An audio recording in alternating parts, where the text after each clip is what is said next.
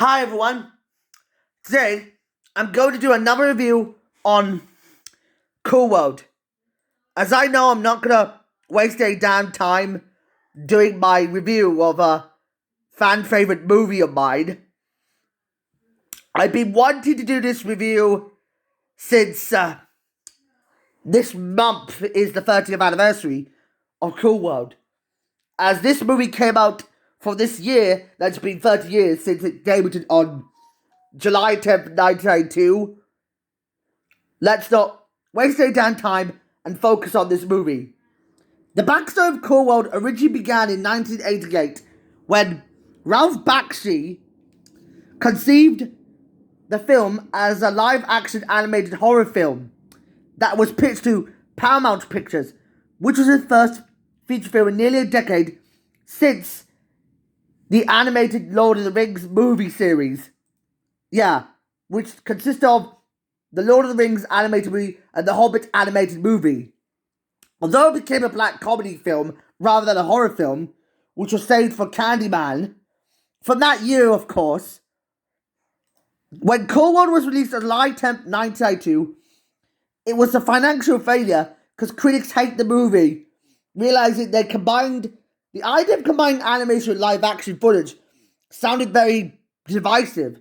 The soundtrack is visual with praise, despite having negative to positive reviews. It had a budget of $28 million on a budget of $14.1 million. So, what can we think of this problem about the movie? Well, the plot is simple. So in 1945, at the end of the Second World War in Las Vegas, Nevada, Frank Deems mourns the loss of his mother from a collision-causing motorcycle-powered accident. However, he gets transported to Cool World as a result of being sent there to stay here forever.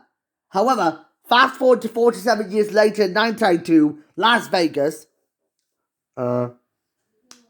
So it turns out that Gabriel Byrne, who is portraying Jack Deems, like Brad Pitt was portraying Frank Deems, Jack Deems is basically described as the son of his father Frank, in what Jack has created a character called Hollywood from the inspiration of Jessica Rabbit from Who Framed Roger Rabbit.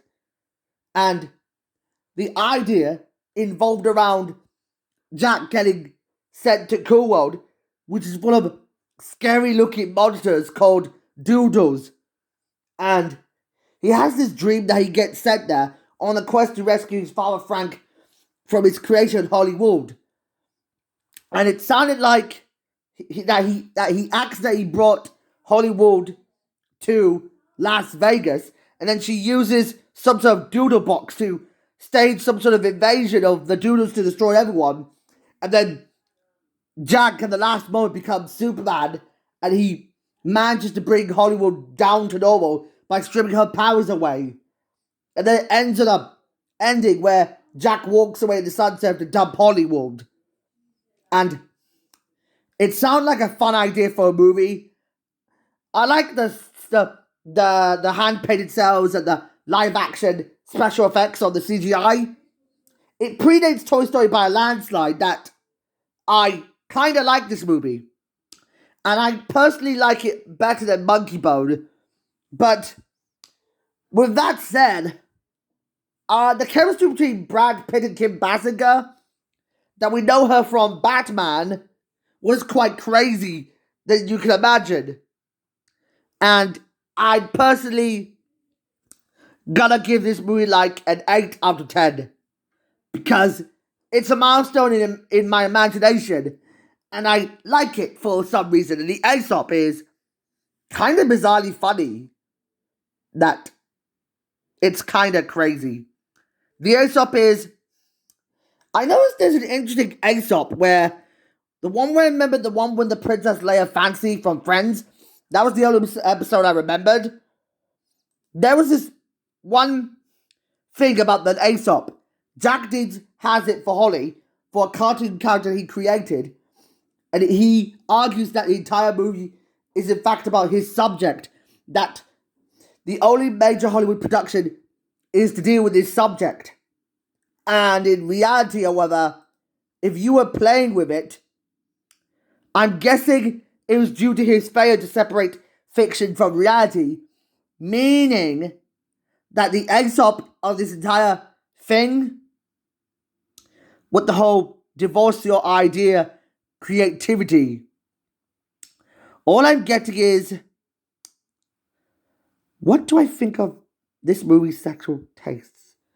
If a sexual taste would counter would distract me, if I was thinking, why do I feel sexually attracted to fictional characters? Okay, let's just try and break the cycle of this whole thing. Let me find a picture of me in cartoon form.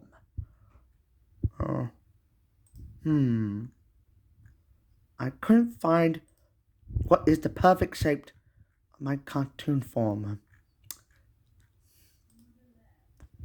Where can I find one? I think I'd take this one. That's me in cartoon form, and